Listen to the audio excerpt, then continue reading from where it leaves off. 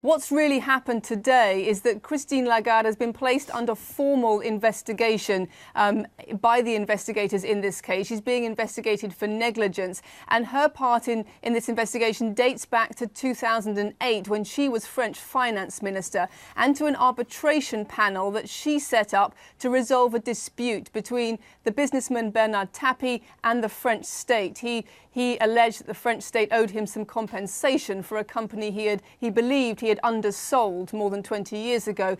He received a big payout as a result of that arbitration panel, and this investigation is looking into whether there was any kind of political influence, any kind of special treatment that Mr. Tapie got as a result of his political support for the then president. So it's Christine Lagarde's time as finance minister here in France that is the focus of this investigation. Yeah, slightly complicated indeed. But what does formal investigation actually mean? What does it mean for Christine Lagarde?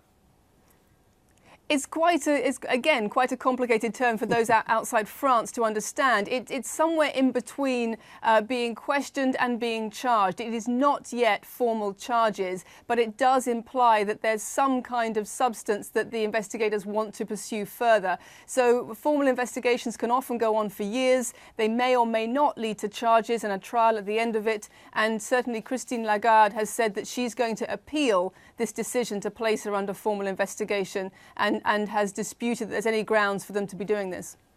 Yeah, just very briefly, I guess doesn't help the reputation, does it, of the IMF? Well, they've had a fairly tough time in recent years. Their previous head, Dominique Strauss-Kahn, left whilst he was embroiled in a scandal. He was later cleared of the charges that he was facing at the time. And when Ms. Lagarde was being considered for this post, there were some questions raised about this long-running dispute in France and whether it might rear its head again in the coming years. It seems to have done so now, but as I said before, there are as yet no charges against Ms. Lagarde.